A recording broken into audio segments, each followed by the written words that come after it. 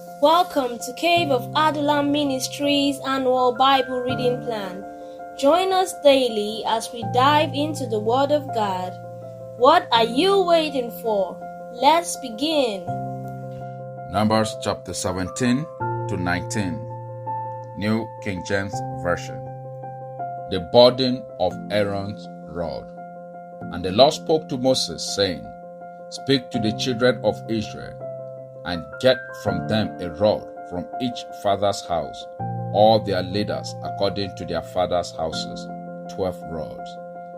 Write each man's name on his rod, and you shall write Aaron's name on the rod of Levi, for there shall be one rod for the head of each father's house. Then you shall place them on the tabernacle of meeting before the testimony, where I will meet with you. And it shall be that the rod of the man whom I choose will blossom. Thus I will rid myself of the complaints of the children of Israel, which they make against you. So Moses spoke to the children of Israel, and each of their leaders gave him a rod apiece, for each leader according to their father's houses, 12 rods. And the rod of Aaron was among their rods. And Moses placed the rod before the Lord in the tabernacle of witness. Now it came to pass on the next day that Moses went into the tabernacle of witness, and behold, the rod of Aaron of the house of Levi had sprouted and put forth bulbs, had produced blossom, and yielded ripe almonds. Then Moses brought out all the rods from before the Lord to all the children of Israel, and they looked, and each man took his rod. And the Lord said to Moses, Bring Aaron's rod back before the testimony, to be kept as a sign against the rebels, that you may put their complaints away from me, lest they die. Thus Moses did, just as the Lord had commanded him, so he did. So the children of Israel spoke to Moses, saying, Surely we die, we perish, we all perish.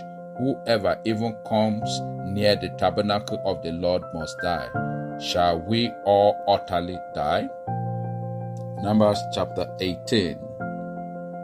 Duties of priests and Levites. Then the Lord said to Aaron, You and your sons and your father's house with you shall bear the iniquity related to the sanctuary, and you and your sons with you shall bear the iniquity associated with your priesthood. Also bring with you your brethren of the tribe of Levi, the tribe of your father, that they may be joined with you and serve you while you and your sons are with you before the tabernacle of witness. They shall attend to your needs and all the needs of the tabernacle, but they shall not come near the articles of the sanctuary and the altar, lest they die. They and you also.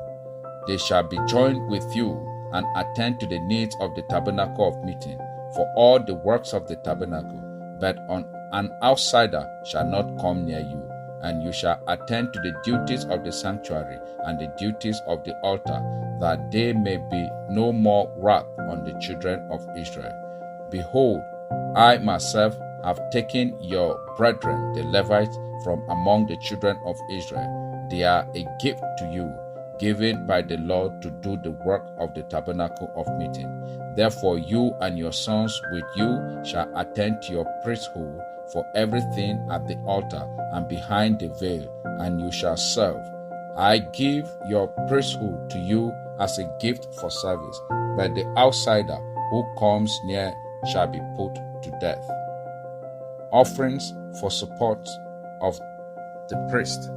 And the Lord spoke to Aaron, Here I myself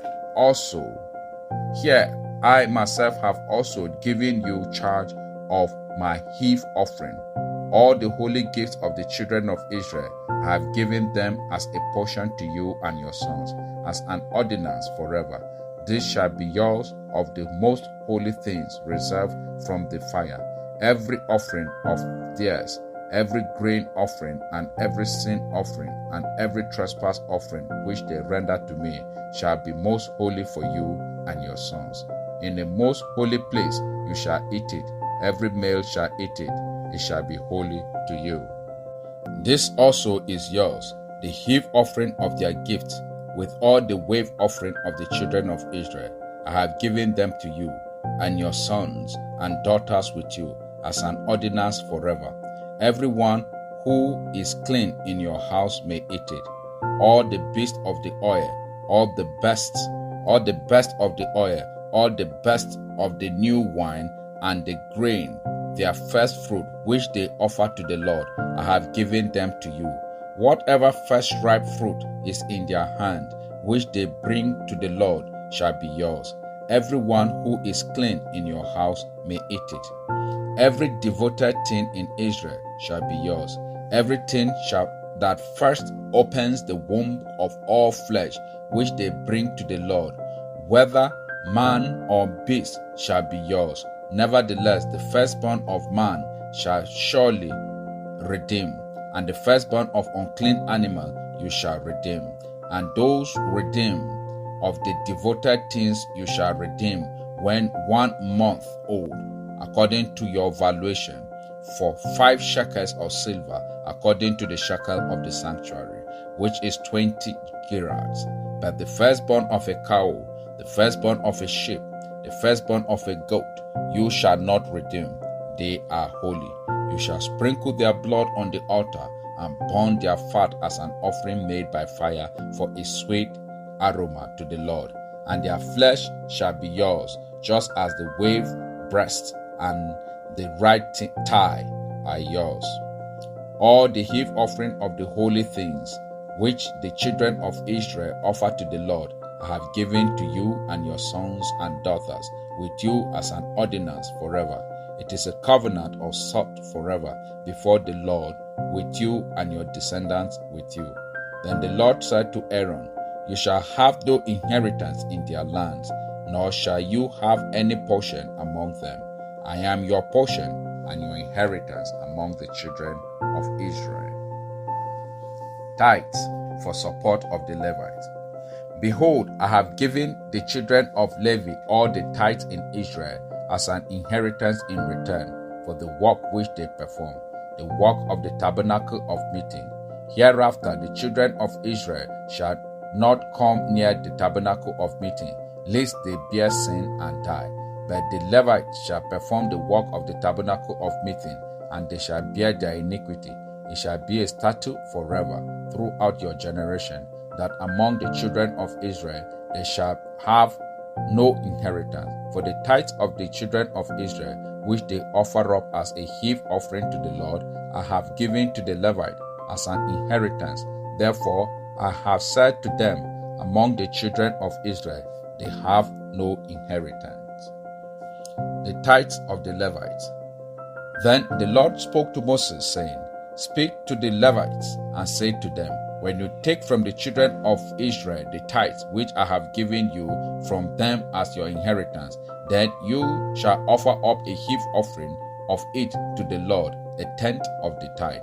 And your heave offering shall be reckoned to you as though it were the grain of the threshing floor, and as fullness of the winepress. Thus you shall also offer a heave offering to the Lord from all your tithes which you have received from the children of Israel, and you shall give the Lord's heave offering from it to Aaron the priest. Of all your gifts you shall offer up every heave offering due to the Lord, from all the best of them, the consecrated part of them. Therefore you shall say to them, When you have lifted up the best of it, then the rest shall be accounted to the Levite as the produce of the threshing floor, as the produce of the winepress. You may eat it any place, you and your households, for it is your reward for your work in the tabernacle of meeting, and you shall bear no sin because of it, when you have lifted up the best of it. But you shall not profane the holy gift of the children of Israel, lest you die. Numbers chapter 19. Laws of purification. Now the Lord spoke to Moses and Aaron, saying, This is the ordinance of the law which the Lord has commanded, saying, Speak to the children of Israel, that they bring you a red heifer without blemish, in which there is no defect, and on which a yoke has never come. You shall give it to Eleazar the priest, that he may take it outside the camp, and it shall be slaughtered before him. And Eleazar the priest shall take some of its blood with his finger, and sprinkle some of its blood 7 times directly in front of the tabernacle of meeting. Then the heifer shall be burned in his sight. Its hinds, its flesh, its blood, and its offer shall be burned. And the priest shall take cedar wood and hyssop and scarlet, and cast them into the midst of the fire, bringing the heifer. Then the priest shall wash his clothes. He shall bathe in water, and afterwards he shall come into the camp. The priest shall be unclean until evening, and the one who burns it shall wash his clothes in water, bathe in water, and shall be unclean until evening. Then the man who is clean shall gather up the ashes of the heifer, and store them outside the camp in a clean place, and they shall be kept for the congregation of the children of Israel for the water of purification. It is for purification from sin. And the one who gathers the ashes of the heifer shall wash his clothes and be clean until evening. It shall be a statute forever to the children of Israel and to the stranger who dwells among them. He who touches the dead body of anyone shall be unclean 7 days. He shall purify himself with the water on the 3rd day and on the 7th day. Then he shall be clean. But if he does not purify himself on the 3rd day and on the 7th day, he will not be clean. Whoever touches the body of anyone who has died and does not purify himself defies the tabernacle of the Lord. That person shall be cut off from Israel. He shall be unclean, because the water of purification was not sprinkled on him. His uncleanliness is still on him. This is the law when a man dies in a tent. All who come into the tent and all who are in the tent shall be unclean 7 days. And every open vessel which has no cover fastened on it is unclean. Whoever is in the open field touches one who is slain by a sword, or who has died, or a bone of a man, or a grave, shall be unclean 7 days. And for an unclean person, they shall take some of the ashes of the heifer, burnt for purification from sin, and running water shall be put out on them in a vessel. A clean person shall take hyssop and dip it in the water, sprinkle it in the tent and all the vessels, and the person who were there, and on the one who touched a bone, the slain, the dead, or a grave. Then the clean person shall sprinkle the unclean on the 3rd day and on the 7th day, and on the 7th day he shall purify himself, wash his clothes, and bathe in water, and at evening he shall be clean. But the man who is unclean and does not purify himself, that person shall be cut off from among the assembly, because he has defied the sanctuary of the Lord. The water of purification has not been sprinkled on him. He is unclean. It shall be a perpetual statute for them. He who sprinkles the water of purification shall wash his clothes, and he who touches the water of purification shall be unclean until evening. Whatever the unclean person touches shall be unclean, and the person who touches it shall be unclean until evening. Mark chapter 6, from verse 30 to 56, New King James Version. Feeding the 5,000.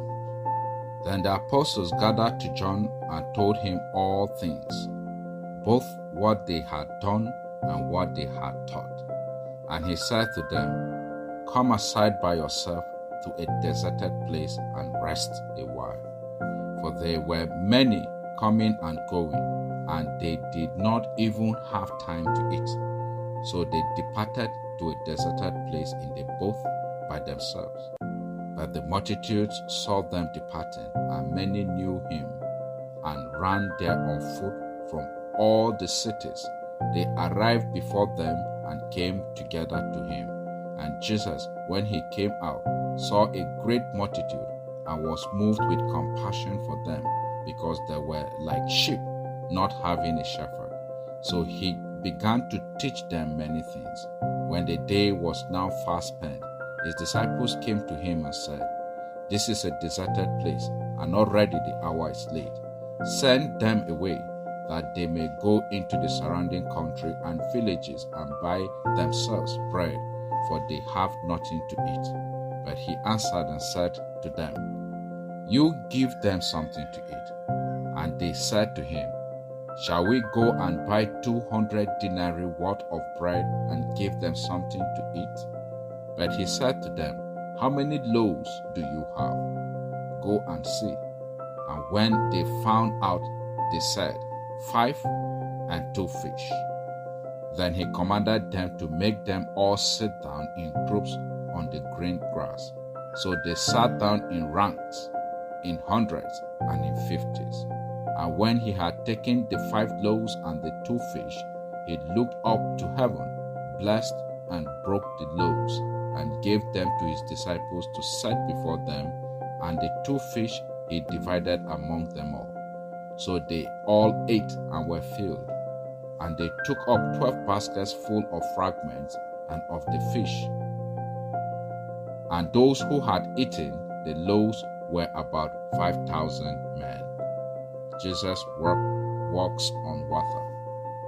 Immediately he made his disciples get into the boat and go before him to the other side, to Bethsaida, where he sent the multitude away. And when he had sent them away, he departed to the mountain to pray. Now when evening came, the boat was in the middle of the sea, and he was alone on the land. Then he saw them straining at rowing, for the wind was against them. Now about the 4th watch of the night, he came to them walking on the sea, and would have passed them by. And when they saw him walking on the sea, they supposed it was a ghost, and cried out, for they all saw him and were troubled. But immediately he talked with them and said to them, "Be of good cheer, it is I, do not be afraid." Then he went up into the boat to them, and the wind ceased, and they were greatly amazed in themselves beyond measure, and marveled, for they had not understood about the loaves, because their heart was hardened. Many touched him and are made well. When they had crossed over, they came to the land of Gennesaret and anchored there. And when they came out of the boat, immediately the people recognized him, ran through that whole surrounding region, and began to carry about on boats those who were sick to wherever they heard he was. Wherever he entered, into villages, cities, or the country, they laid the sick in the marketplaces and begged him that they might just touch the hem of his garment. And as many as touched him were made well. Let the word of God dwell in you richly, as it transforms you into a matured believer. See you tomorrow for another episode.